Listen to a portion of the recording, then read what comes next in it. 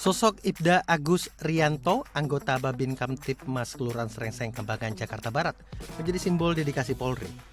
Pria berusia 48 tahun yang sehari-hari menyandang tugas sebagai bayangkara pembina keamanan dan ketertiban masyarakat ini terpanggil untuk menjawab tantangan menjadi polisi pengayom masyarakat yang melakukan praktik nyata sebagai pekerja sosial selama 6 tahun.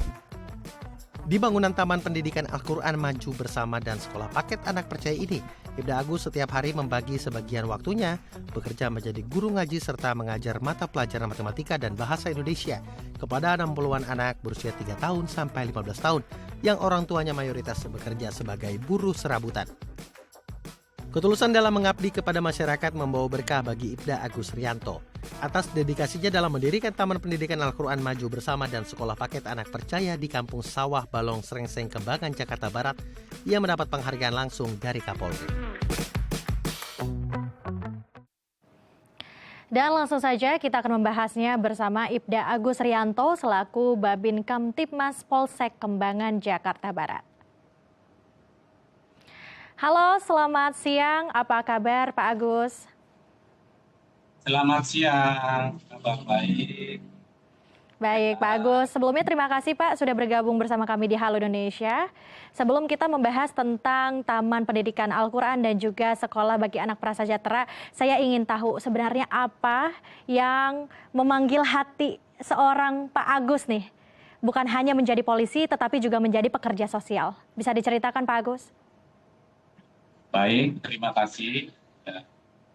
Saya Agus Rianto, pangkat Ibda. Saya berdinas sebagai Babin Kamtibmas atau Bayangkara Pembina Keamanan dan Ketertiban Kelurahan Srengseng, Kecamatan Kembangan, Jakarta Barat.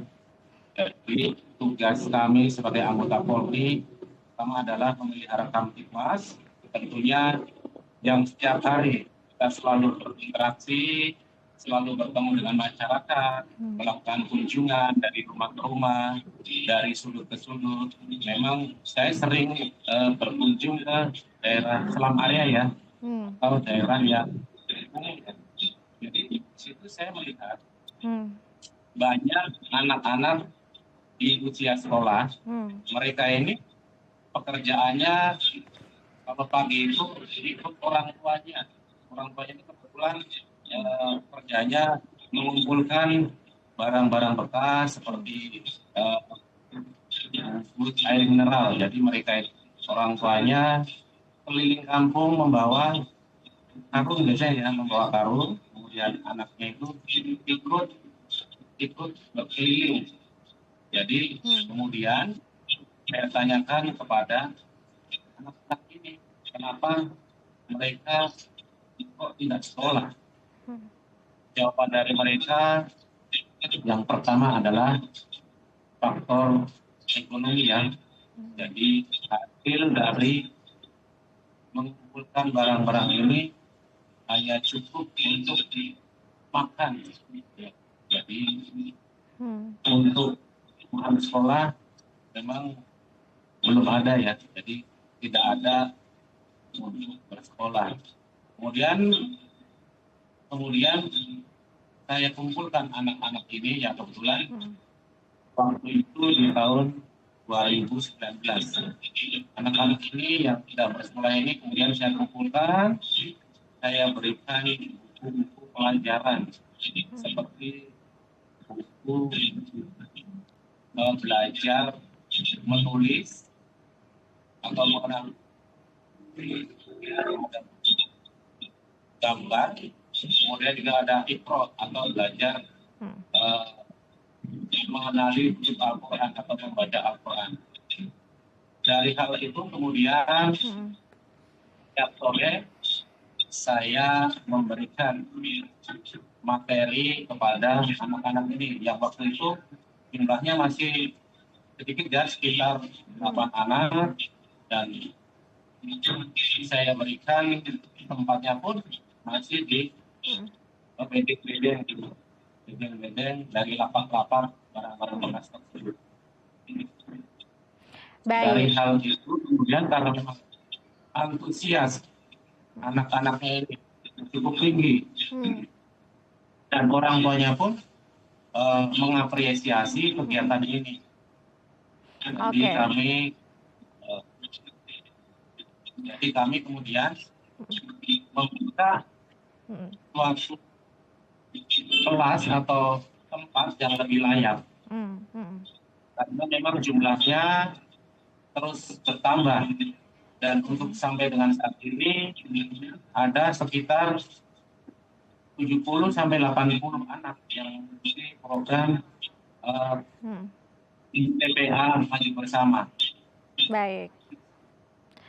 Baik Pak Agus, wah menarik sekali ya. Ternyata memang berangkat dari melihat situasi dan kondisi di sana. Banyak sekali anak-anak mungkin yang terbatas untuk mengakses pendidikan. Sampai akhirnya Pak Agus tergerak untuk membuat suatu ruang belajar bagi mereka.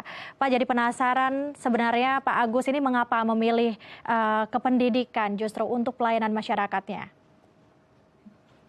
Baik Ya, Pak karena Agus, tapi nanti kita akan jawabnya usai jeda. Jangan kemana-mana, tetap di Halo Indonesia.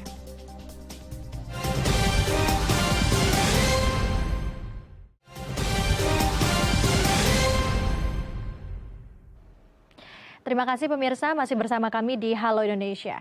Kita akan melanjutkan diskusi bersama dengan Ibda Agus Rianto selaku Babin Kamtibmas Polsek Kembangan Jakarta Barat. Baik Pak Agus, kita akan melanjutkan dialog kita bersama. Baik Pak Agus, mungkin bisa dijelaskan mengapa Anda lebih tertarik untuk melayani masyarakat di dunia pendidikan, bukan di pelayanan masyarakat lainnya. Mungkin bisa dijelaskan? Ya, jadi memang sebagai anggota Polri kita harus peduli apa yang ada di lingkungan sekitar kita. Apa keluhan masyarakat, apa hambatan masyarakat, tentunya kita harus bisa memberikan solusi buat masyarakat kita. Karena tugas utama Polri adalah pemeliharaan keamanan dan ketertiban masyarakat. Jadi ketika kita ada keluhan dari masyarakat, ada hambatan dari masyarakat di sekitar kita, tentunya kita sebagai anggota Polri harus bisa memberikan jalan keluar atau solusi. Kebetulan memang di lingkungan kami banyak sekali atau ada anak-anak yang memang tidak bisa bersekolah ke sekolah yang formal, maka dengan itu kita terketuk hati untuk mendirikan sekolah tersebut karena bagaimanapun juga mereka adalah penerus generasi bangsa. Mereka punya hak untuk mendapatkan mendapatkan pendidikan, mendapatkan hak hidup yang layak karena mereka adalah bagian dari warga negara Indonesia. Oke, baik. Pak Agus, mungkin Juga mengapa Pak Agus ingin melihat anak-anak melihat mungkin ya ada 80 murid di sana begitu. Ini sejak kapan mulai berdirinya Taman Pendidikan Al-Quran dan juga sekolah bagi anak-anak prasejahtera? Jadi untuk pertama kami mendirikan sekolah ini di tahun 2019. Jadi di tahun 2019 yang waktu itu peserta didiknya masih sekitar 8 anak. Namun alhamdulillah karena memang antusiasnya cukup tinggi, untuk saat ini jumlahnya sekitar 80-an. Iya. Oke baik, sudah 6 tahun, berjalan 6 tahun begitu ya Pak Agus. Ini apakah ada tantangan mungkin yang pernah dialami oleh Ibda Agus dan juga mungkin relawan lainnya yang membantu sekolah dan juga Taman Pendidikan Al-Quran ini? Ya kalau untuk tantangan memang banyak ya. Jadi tantangan ini karena mereka ini adalah pertama. Mereka itu banyak yang memang tidak pernah bersekolah. Makanya kita dalam memberikan materi pelajaran tentunya harus lebih sabar. Lebih sabar karena memang mereka itu cukup cukup dalam penerimaan, ada yang cepat, ada yang lambat kan itu. Jadi kita harus banyak sabar. Di samping memang di tempat kami juga memang sarana dan prasarana masih terbatas. Kami pun tidak bisa memberikan hal yang maksimal.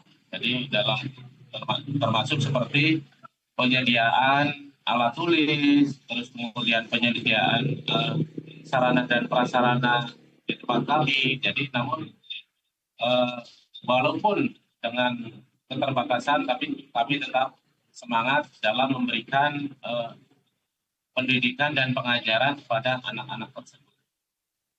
Gus, Baik. betul ya, ini sekolah yang diberikan mungkin dari Pak Agus dan juga relawan lainnya ini gratis tanpa dibungut biaya sepeser pun? Jadi untuk sekolah kami, untuk peserta didiknya gratis dan tidak dipungut biaya.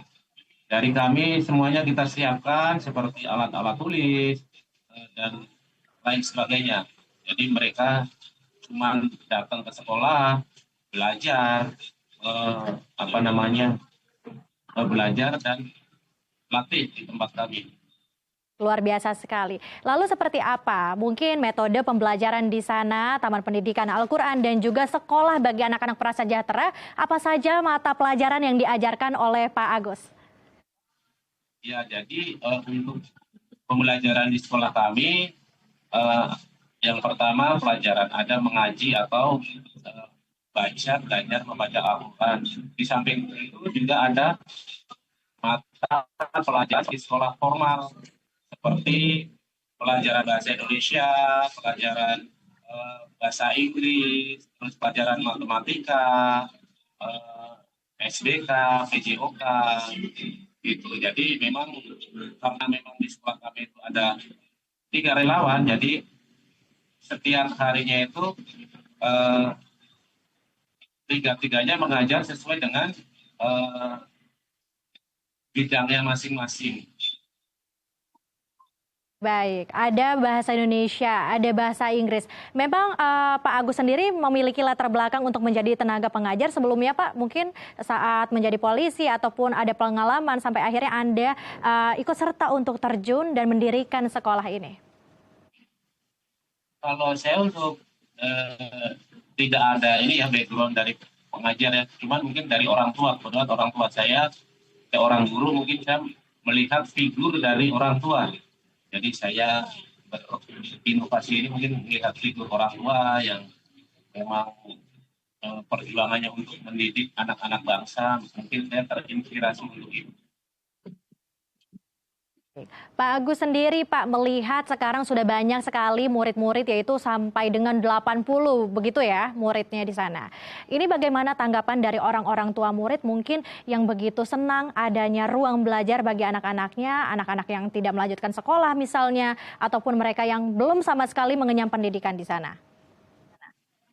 Jadi tanggapan dari orang tua ataupun masyarakat di sekitar sekolah ini tentunya sangat mengapresiasi dengan adanya sekolah ini, karena yang pertama mereka bisa mendapatkan pendidikan, bisa mendapatkan pengetahuan, dan yang kedua sekolah kami pun membuka sekolah paket atau PKBM, sekolah paket seperti sekolah paket A untuk tingkat SD, B SMP dan C tingkat SMA, dan ini adalah untuk bisa mendapatkan ijazah yang kedepannya bisa untuk mereka mencari pekerjaan ataupun melanjutkan ke pendidikan yang lebih tinggi lagi. Baik, berarti responnya begitu senang ya dari orang-orang tua murid. Lalu Pak Agus, sini kan sudah 6 tahun begitu ya Anda mengajar dan membantu pendidikan di Kelurahan Srengseng, Jakarta Barat di sana. Ada nggak momen mungkin yang berkesan bagi Pak Agus? Ya gimana? Yang berkesan bagi Anda? Ya momen yang berkesan itu sangat banyak ya, karena memang kita ini setiap hari berinteraksi dengan orang-orang yang kurang yang serba kekurangan ya. Jadi orang tua murid pun banyak yang berkeluh kesah ke saya seperti tidak punya beras untuk makan sehari-hari. Jadi ya itu hal-hal yang berkesan. Jadi ya kita dengan ikhlas memberikan kepada mereka hal-hal seperti itu. Artinya tidak hanya memberikan ilmu saja, tapi kita juga memberikan hal yang bisa bermanfaat buat mereka. Karena saya melihat dari mereka ini banyak yang miris kan. Mereka tinggal di bedeng-bedeng yang kecil itu, ya. terus kalau hujan bocor, terus kadang-kadang untuk makan saja mereka masih kurang ya, padahal ini di Jakarta. Ya, Oke, baik, Pak. Anak murid di sana mungkin yang Anda ajarkan mata pelajaran dan juga mengaji begitu. Bagaimana perkembangan mereka, Pak? Ya, alhamdulillah untuk para murid atau peserta didik, ketika mereka belajar di sekolah kami, mengalami kemajuan yang baik, yang tadinya tidak bisa menulis, belum bisa membaca, sekarang alhamdulillah sudah lancar dan banyak juga yang bisa sekolah di tempat yang formal. Ya, jadi kami pun merasa senang, kami pun merasa bangga mereka bisa belajar di tempat kami dengan baik, dan sudah ada beberapa murid yang memang sudah lulus sekolah dan mendapatkan ijazah. Saya sangat senang dan sangat bangga dengan mereka. Baik, Pak Agus, terakhir mungkin, apa pesan yang ingin Anda sampaikan khususnya bagi teman-teman anggota Polri lainnya seperti Anda tentang arti pengabdian untuk masyarakat, Pak? Ya, untuk anggota Polri di seluruh wilayah Republik Indonesia, tentunya kita sebagai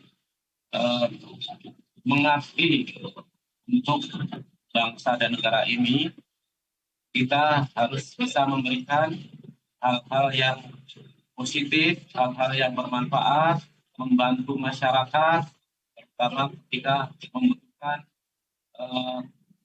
bantuan dari Polri, karena Polri untuk masyarakat.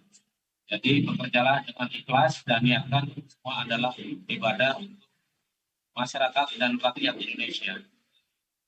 Baik, terima kasih Pak Agus. Kita harapkan juga semoga anggota Polri dan juga pada pengabdian masyarakat ini memberikan hasil yang baik khususnya untuk Indonesia lebih maju ke depannya. Terima kasih Pak Agus telah bergabung bersama kami di Halo Indonesia. Sampai jumpa, selamat kembali beraktivitas. Pemirsa, usai jeda saya akan mengajak Anda menjelajahi kuliner khas Minang dan Melayu di rumah peninggalan Belanda. Informasinya sesaat lagi, tetap di Halo Indonesia.